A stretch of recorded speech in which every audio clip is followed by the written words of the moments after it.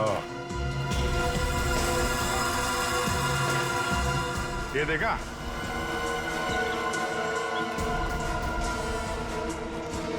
लगता है खूनी यहां से अंदर आया और फिर यहीं से बाहर भाग गया। सर, खूनी यहाँ से आ जा सकता है, लेकिन खूनी विनीता को यहाँ से कैसे लेके जा सकता है? हाँ सर, अगर विनीता के साथ उसने जोर जबरदस्ती की होगी तो विनीता चीखती चिल्लाती शोर मचाती। हो सकता है विनीता को बेहोश कर दिया। इसके पहले उसे कुछ हो, हमें उसे ढूंढना होगा और इस रोहन से भी मिलना पड़ेगा।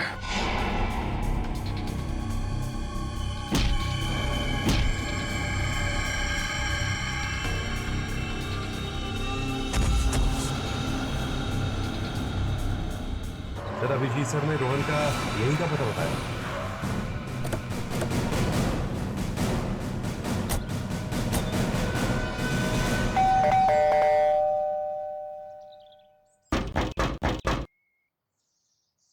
सर, ये रोहन वाकई में अंदर नहीं है या फिर जानबूझ के दरवाजा नहीं खोल रहा है? अभी पता चल जाएगा।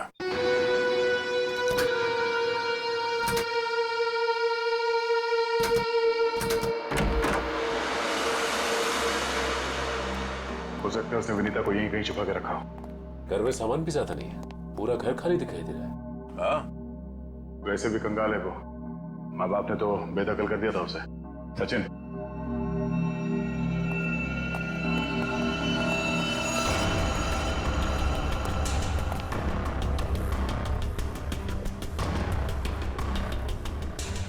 सर, यहाँ तो कोई भी नहीं, ना ही विनीता और ना ही रोहन।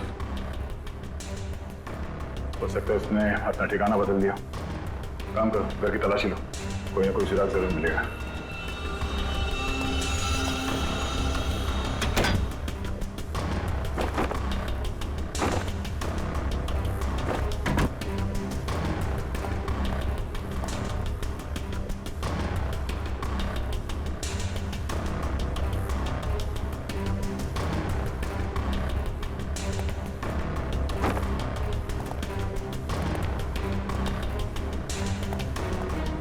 चारों तरफ किताबें ही किताबें पढ़ी।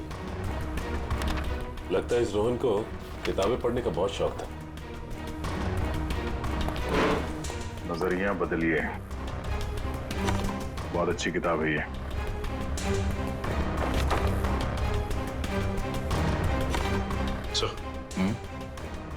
ये देखिए, इस डस्टबिन में ये दस्ताने पड़े थे। लगता है किसी ने अभी भी जलाया है। मतलब इन दस्तानों का इस केस से कुछ लेना देना है।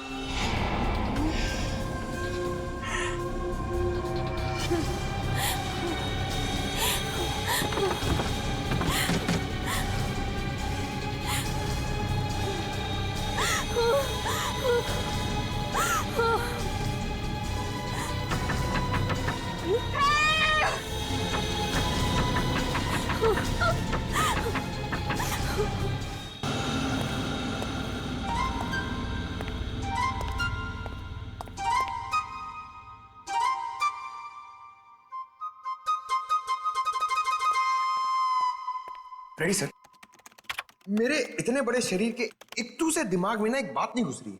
कौन सी बात? ये रोहन का मेन मकसद था विनीता से शादी करना, करेक्ट? करेक्ट। फिर इसने अपने सास ससुर की जान क्यों ली? अरे वृषाली ने बताया था ना कि उसे शराब पीने की बहुत जबरदस्त लत थी, और शराब के नशे में लोग अक्सर कुछ भी कर जाते हैं, उन्हें कुछ याद नहीं रहता। हाँ क्या? क्या? शराब के नशे में इतनी ऊंची दीवार कोई कैसे चढ़ सकता है, भले रस्सी के सहारे क्यों?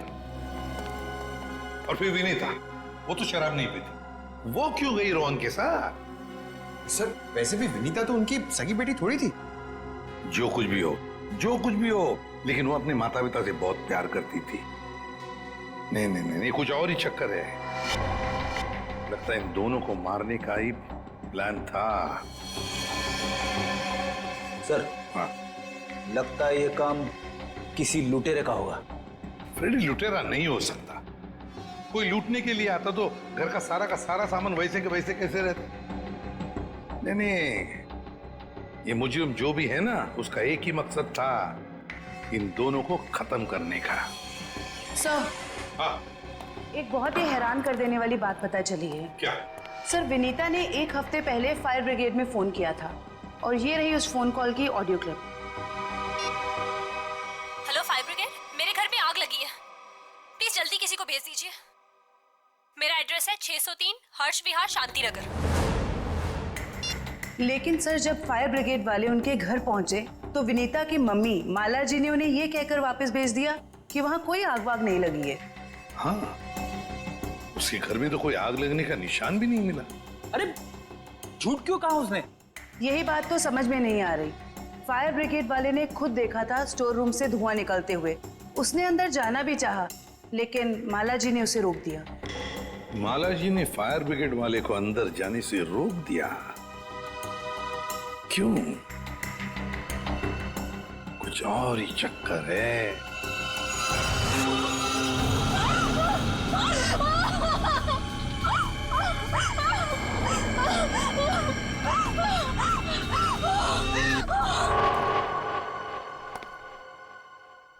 छान मारो इस जगह को अच्छी तरह से, कुछ ना कुछ जरूर मिलेगा।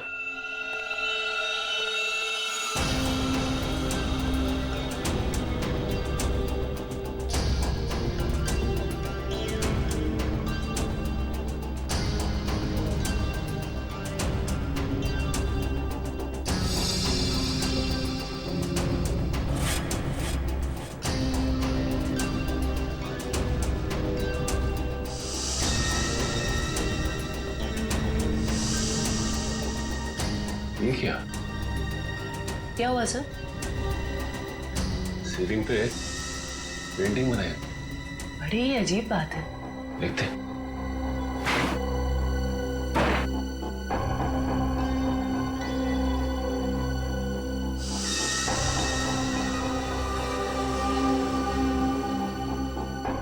ये क्या? ये तो लगता है धुएं से बना हुआ निशान है, जलने की वजह से। मतलब सर, फायर ब्रिगेड वाला सही कह रहा था, यहाँ पे आग तो जरूर लगी है।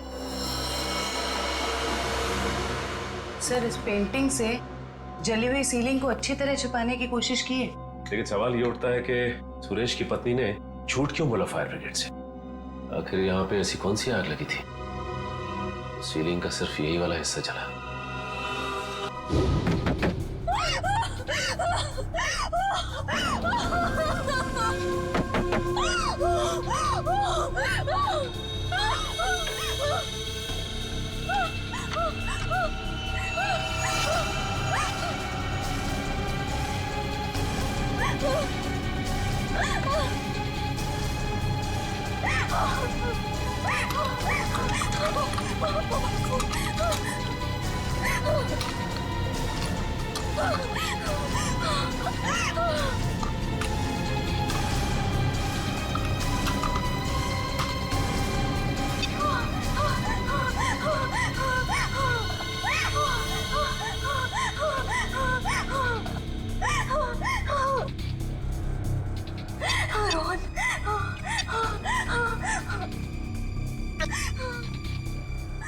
रोहन फोन क्यों नहीं उठा रहा?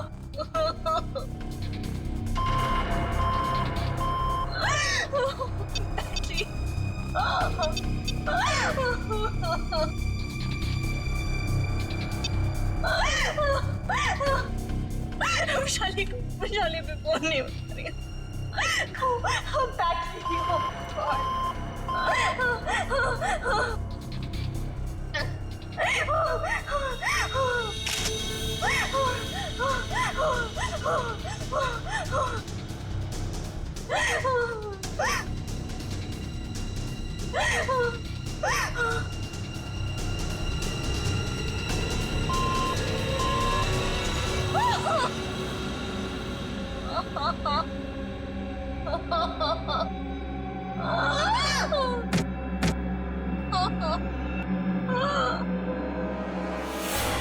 मौत रात को 1 बजे से 3 बजे के बीच में हुई है। और सर, वॉचमैन कह रहा था कि विनीता रात को 2 बजे घर लौटी थी।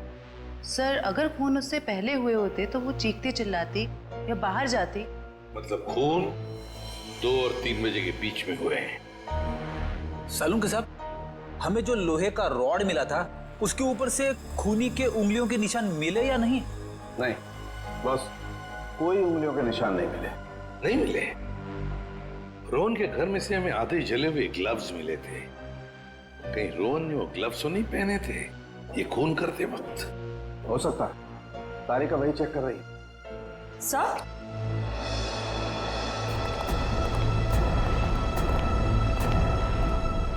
सर ये खास किस्म का सॉल्यूशन है, इकोडेल्पाइट नाम। अगर मैं इस सॉल्यूशन को इन दस्तानों पर डालूं तो इन दस्तानों पर जो कुछ भी लगा हुआ होगा वो अलग हो जाएगा। अरे वाह, फॉरेंसिक टेक्नोलॉजी कहां से कहां पहुंच गई है।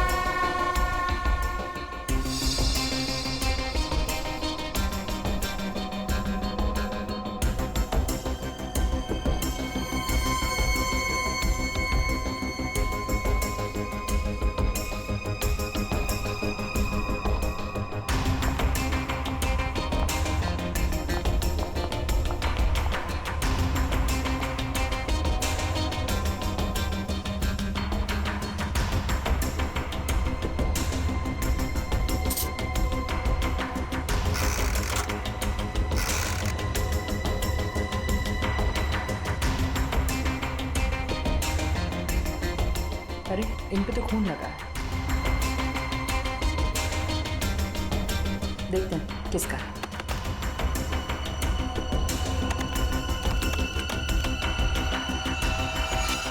पॉजिटिव सर, ये खून मिस्टर एंड मिसेस सुरेश का ही है। मतलब सर ये खून रोहन ने ही किया है? एक मिनट बोलो।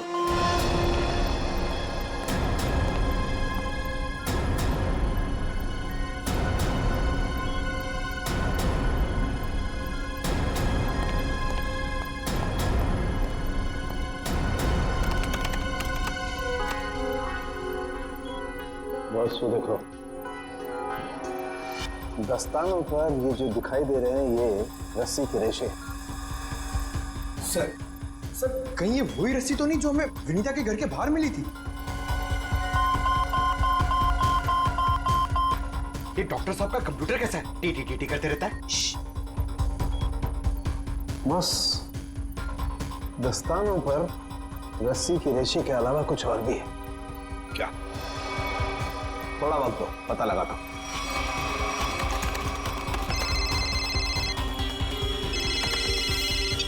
हाँ श्रेया, ठीक है। क्या? सर विनीता का फोन थोड़ी देर के लिए ऑन हुआ था, उसके घर के बिल्कुल करीब। और सर उसने सोशल नेटवर्किंग साइट पे अपने दोस्त को एक SOS मैसेज भी भेजा है। श्रेया मुझे लिंक अभी भेज रही है सर, ये देखिए सर। मैं घुटन से मर रही हूं, प्लीज मुझे बचाओ। Vinita, my God.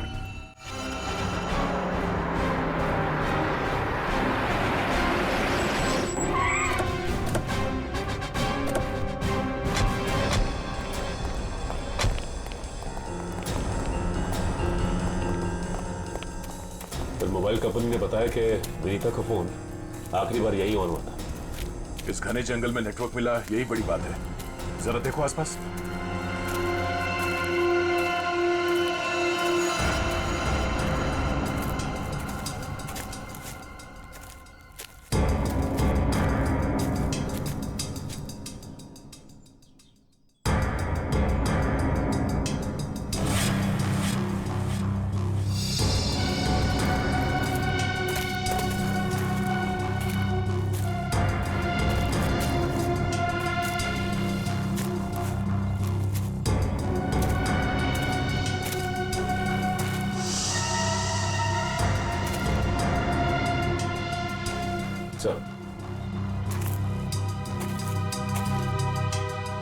सामने झोपड़ी दिखाई दे रही है।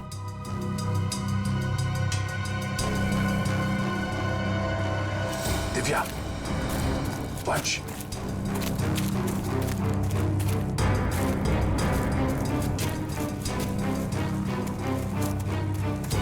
चौकन्ने रहना।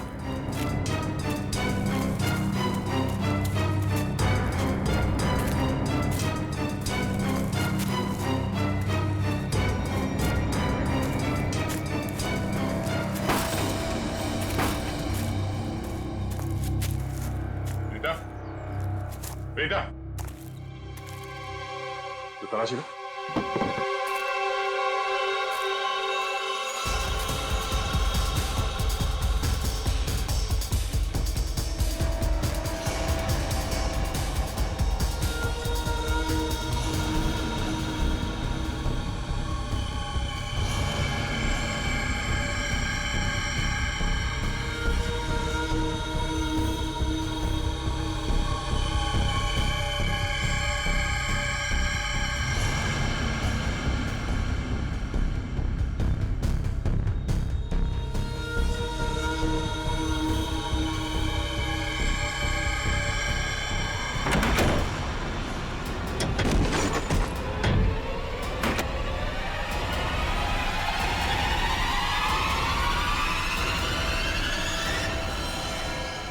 ये तो रोहन है। सॉरी वॉचमैन अंकल, मुझसे गलती हो गई। हम लोग सोच रहे थे कि सब रोहन का किया था, पर किसी ने इसे ऊपर पहुंचा दिया। सर कहीं ऐसा तो नहीं कि विनीता ने अपनी आत्मरक्षा के लिए इसे मार दिया? नहीं, इसे भी ठीक वैसे ही मारा है, सर पे वार करके, जैसे विनीता के माँ बाप को मारा था। खूनी को एक ही है। सोचता है कि खूनी ने रोहन को मारा और विनीता को साथ लेके। हो सकता है, या ये भी हो सकता है कि वो यही कहीं आसपास हो। तो देखो,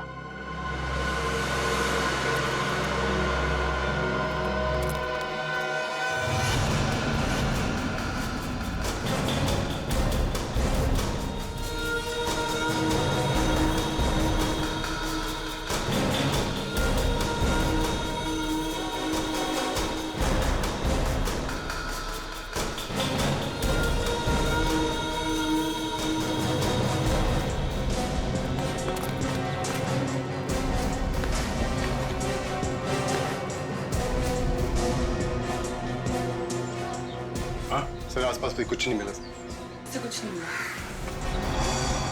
सर ये देखिए, फावड़ा और कुदाल।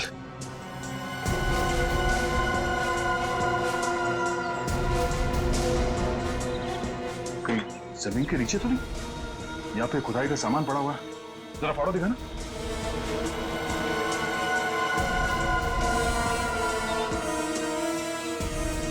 इस फावड़े पे गीली मिट्टी लगी हुई, पता तो विनीता को यहाँ जमीन के नीचे रखा गया है, जंगल के किसी ऐसे हिस्से में जहाँ पे ये पत्ते मिलते हो। ढूंढो, तो देखो आसपास।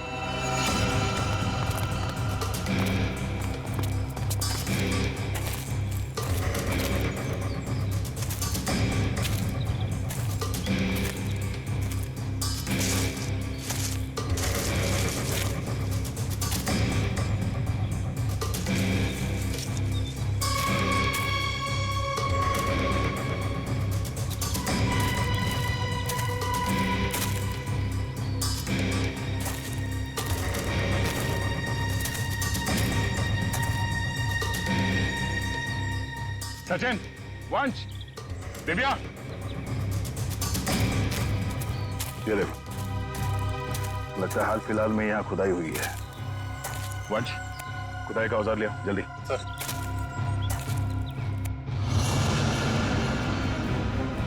गुड, यहाँ पे खोदना शुरू करो।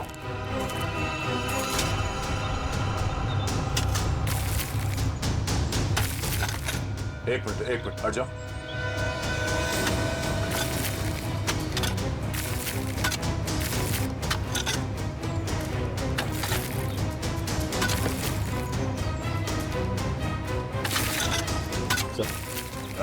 कुछ है। एक मिनट, खोदा बंद करो, हाथ से निकालो।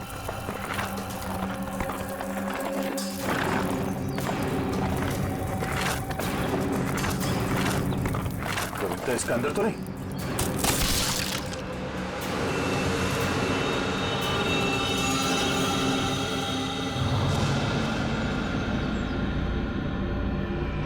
विनीता! ओह नो, सांसें धीमी चल रही है, इसे अस्पताल ले जाना होगा। निकालो उसे बाहर जल्दी। हाथ दो, निकालो बाहर निकालो, पैर पकड़ो उसके। चलो।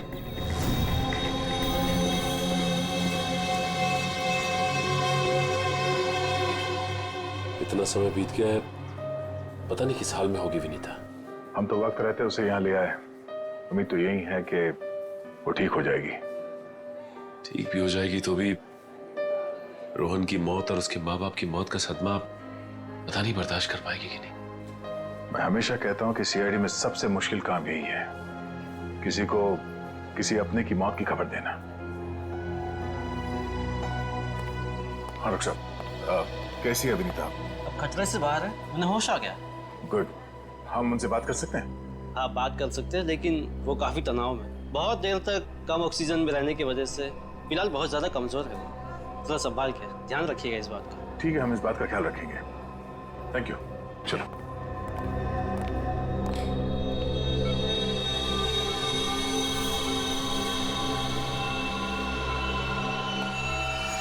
अरे नहीं नहीं नहीं, लेटे रहो, आराम करो।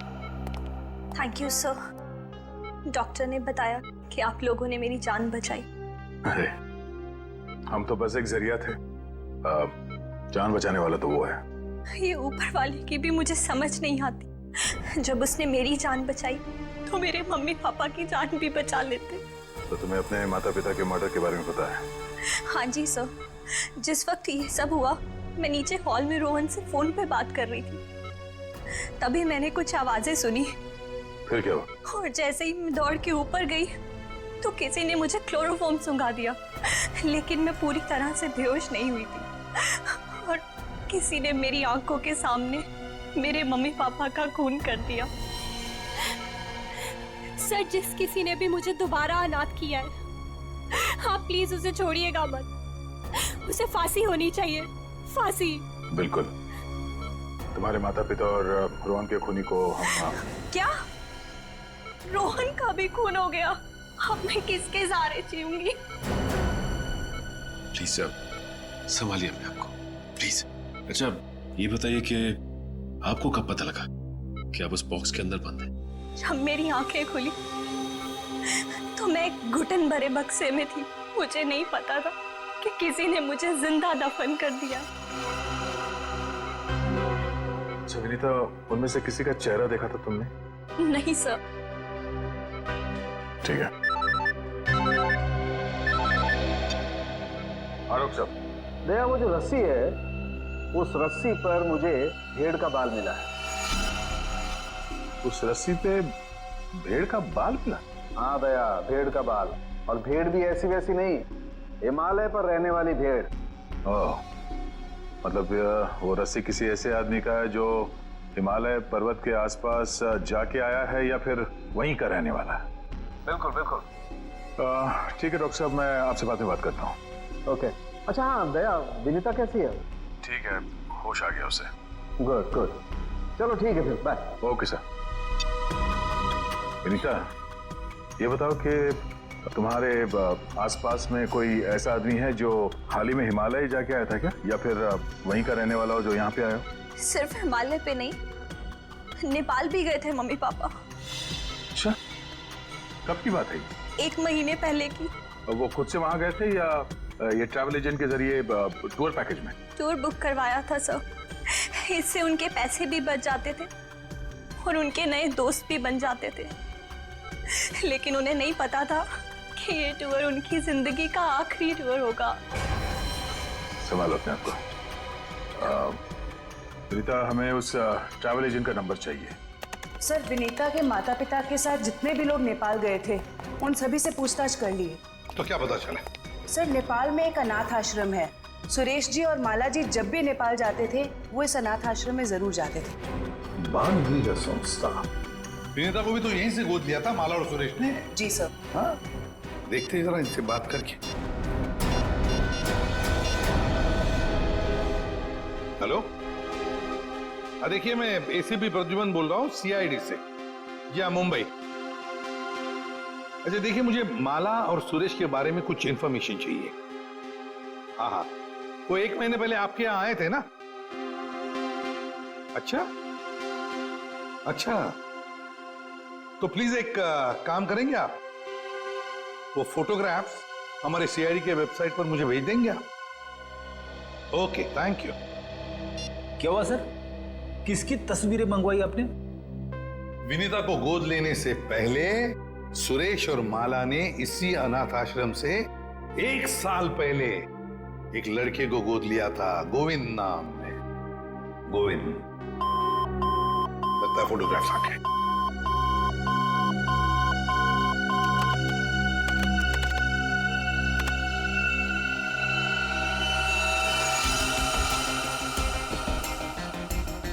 पांच साल की उम्र थी, साल 1999। मतलब सर, वो आज तकरीबन 20 साल का होगा। अभी पता चल जाएगा गोविंद अगर आज है कैसे दिखता होगा।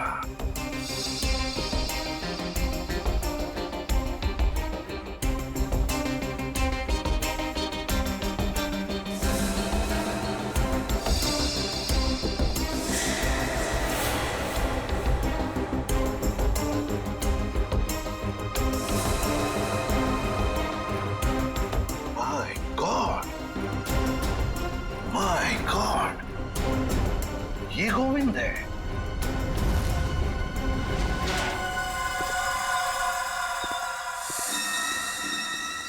अब देखते हैं कहां भागेगा।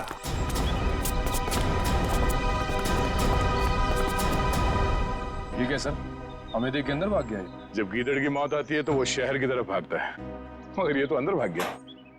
मगर सर, वो अंदर की तरफ क्यों भागा? वो तो पकड़ा जाएगा। ऐसे मुजरिम बाहर की तरफ भागते हैं, मगर ये अंदर भागे या बाहर, पकड़ा तो ये जाएगा ही।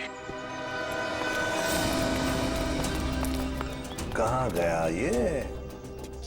अभिजीत, दया सर, फैल जाओ, मैं सामने से घुसता हूं।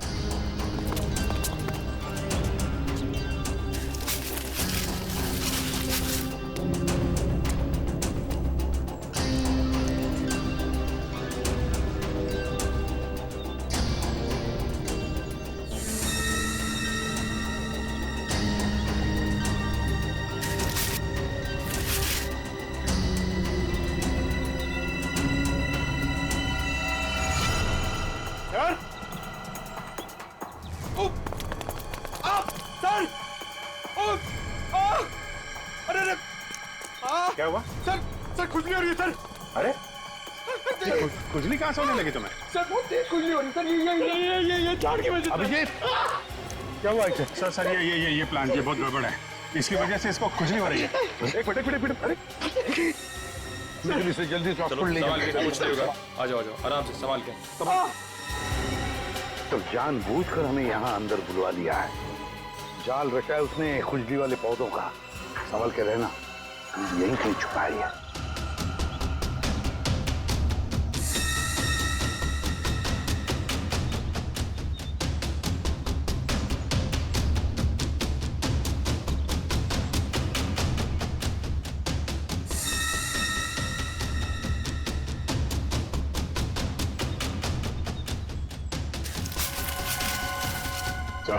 हाँ?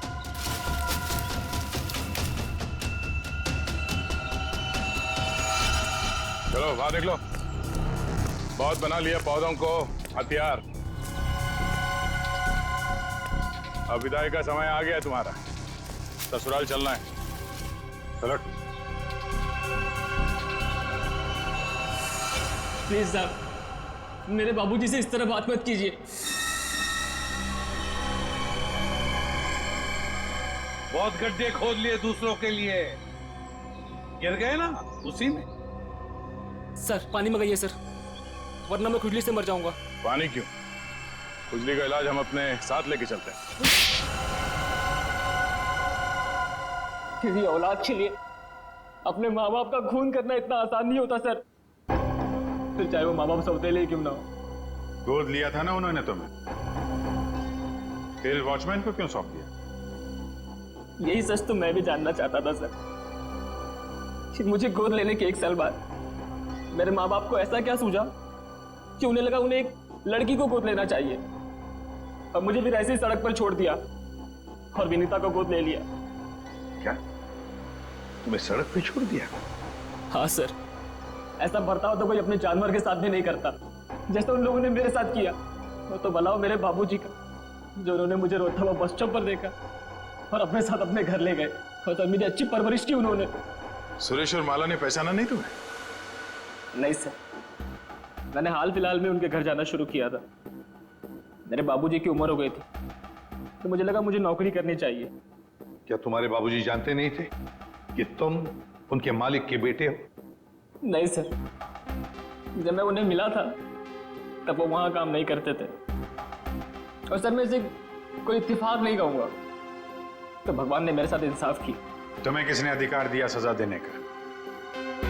सजा देने का हक सिर्फ अदालत को है। क्या तुम शुरू में ही पहचान गए थे उन दोनों को? ये बात तुम्हें मालूम कैसे पड़ी कि उन्होंने तुम्हारे साथ ऐसा किया था? नहीं पहचाना था सर।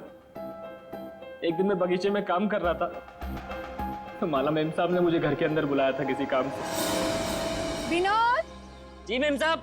जरा ऊपर आना तो, काम है। अभी आया। जी मैम साहब। विनोद, देखो ये पुरानी अलमारी है, इसे ठीक से स्टोर रूम में रख देना। हाँ जी मैम साहब। हाँ।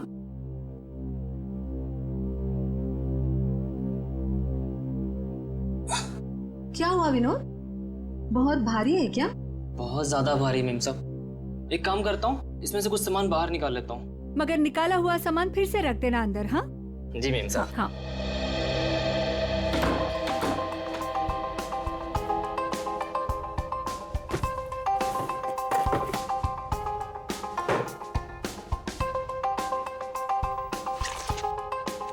कितनी प्यारी प्यारी ड्राइंग्स हैं।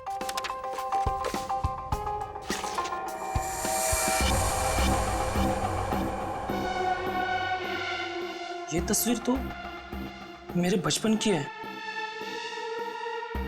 इसका मतलब साहब और मेम साहब ने मुझे गोद लिया था। विनोद, कितनी देर, जल्दी करो। जी मेम साहब, बस हो गया।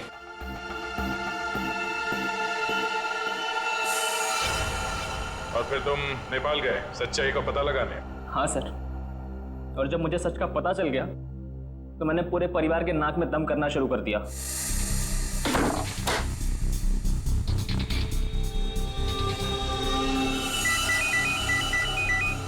किसका फोन है? हेलो हेलो,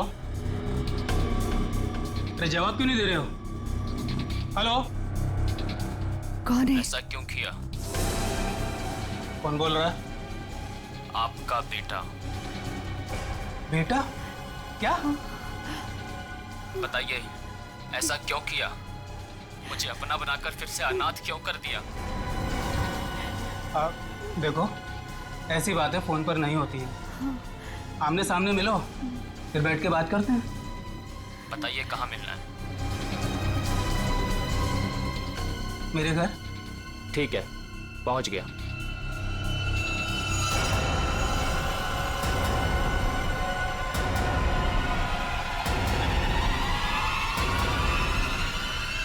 स्टोर रूम की अलमारी में तुम्ही ने आग लगाई थी ना? हाँ सर, पर माला जी नहीं चाहती थी कि उनकी सच्चाई दुनिया को मालूम पड़े और समाज में उनकी बेइज्जती हो, इसीलिए फायर ब्रिगेड को भी उन्होंने वापस भिजवा दिया। और रोहन? रोहन को क्यों मारा? मैं रोहन को नहीं मारना चाहता था सर, उससे मेरा कोई लेना देना था ही नहीं।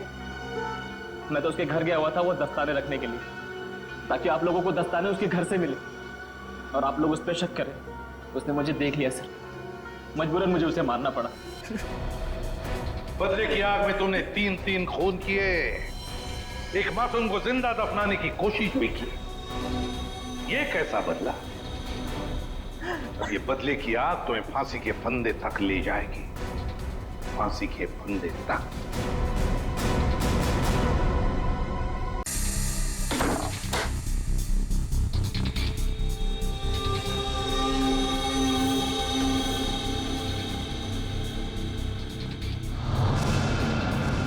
मुझे अपना के मुझे फिर से पराया क्यों कर दिया माँ?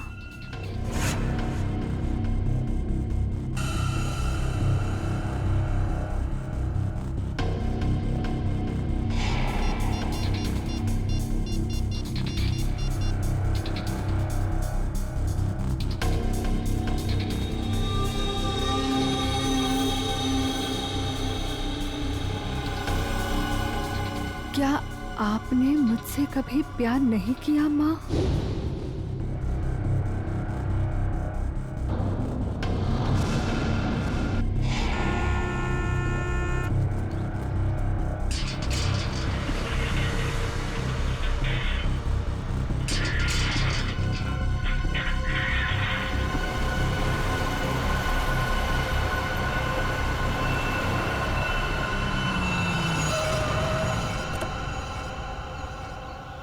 नमस्ते मैडम जी।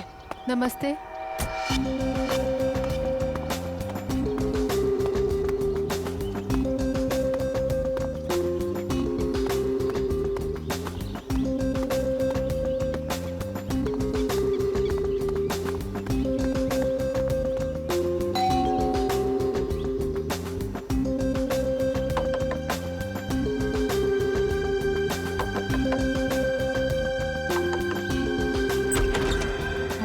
दरवाजा कैसे खुला है?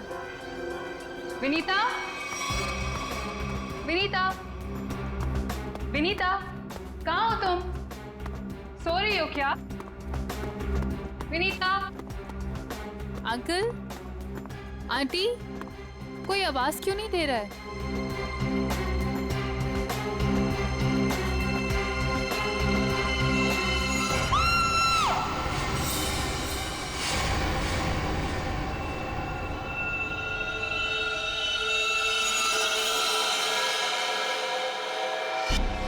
काफी खून बहा है सिर से। लगता है किसी भारी चीज से मारा गया है। सर बाथरूम में ये लोहे का रॉड मिला है। सर इस पे ताजे खून के धब्बे हैं। हो सकता है इन दोनों को मारने के लिए इस रॉड का इस्तेमाल किया गया है। उंगलियों के निशान मिल सकते हैं इस पे। संभाल कर रख दो।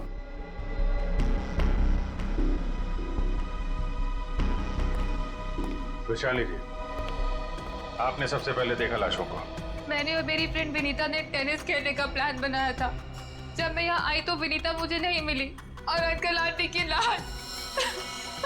लाश के आसपास किसी को देखा था? यहाँ पे कोई नहीं था। और बाहर का दरवाजा खुला हुआ था? जी, पर मुझे विनीता की फिक्र हो रही है क्योंकि उसका फोन सुबह से बंद आ रहा है। विनीता का कोई फोटो है आपके पास? फोटो तो ये रही।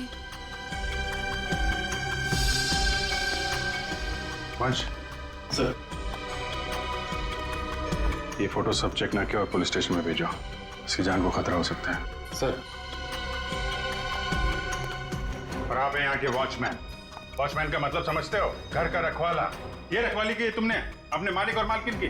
कैसे कहूँ साहब, अब तो ये बोझ पूरी जिंदगी मेरी आत्मा पर रहने वाला। तुम्हारे रहते हुए खूनी अंदर आया तो आया कैसे? ये बात तो मेरे लिए भी पहेली बनी हुई है। ऐसी पहेली सुलझाना सीआईडी को अच्छी तरीके से आता है। प्लीज साहब, मेरे बाबूजी से इस तरह बात मत कीजिए। ये दिल के मरीज है और अगर इन्हें कुछ हो गया तो मेरा क्या होगा? चुप कर। माफ करना साहब, मेरा बेटा है, मुझसे बहुत प्यार करता है। चल जा, बाहर जाके बैठ। कल रात विनीता घर पे थी? हाँ साहब, वो घर पे ही थी, मगर रात को देर से आई थी। 2 बजे घर पे आई थी वो। और वैशाली जी, आप कितने बजे आए? सुबह 8 बजे। मतलब विनीता यहाँ से रात 2 बजे से सुबह 8 बजे के बीच में गई है? नहीं गई साहब। नहीं गई है तो घर पे कहाँ है? तुम ड्यूटी पे कितने बजे सो रहे थे ये बताओ? नहीं साहब, हम बिल्कुल नहीं सोए। सोने की बात तो दूर, हमने सेकंड की झपकी भी नहीं ली। तो क्या वो खूनी आसमान से उड़ के इस घर में आया? हाँ? तो चलिए एक बात बताओ, विनीता के परिवार वालों की किसी से कोई दुश्मनी थी? मुझे इस बारे में कुछ नहीं पता। अच्छा, विनीता के बारे में आप हमें और क्या बता सकती हैं? विनीता मुझसे अपने सारे सुख दुख बांटती थी।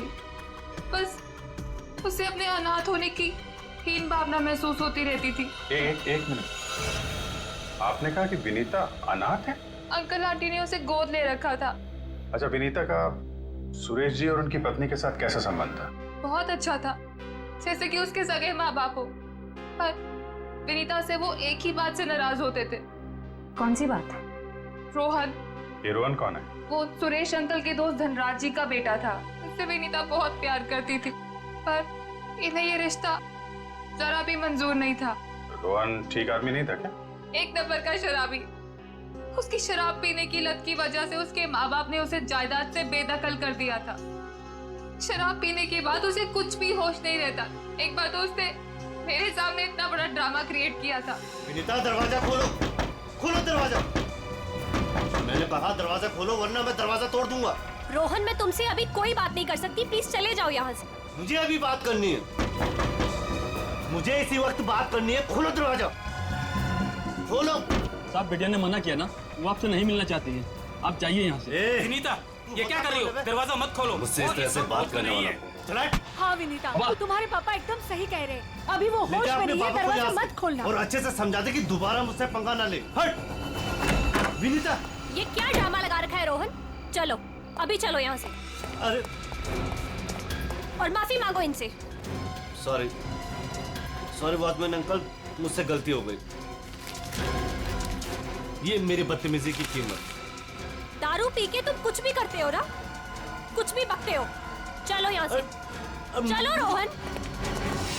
हो सकता है इस रोहन ने शराब के नशे में आके सुरेश जी और उनकी पत्नी का खून कर दिया, और फिर विनीता को अपने साथ लेकर चला गया।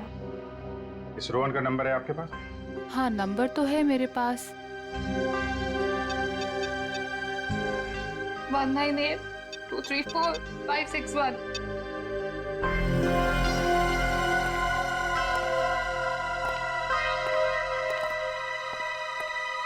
रोहन का फोन भी बंद आ रहा है। सर, एक बात समझ में नहीं आ रही है। अगर वो खूनी मेन गेट से अंदर नहीं आया तो फिर कहाँ से आया? घर को चेक करते हैं।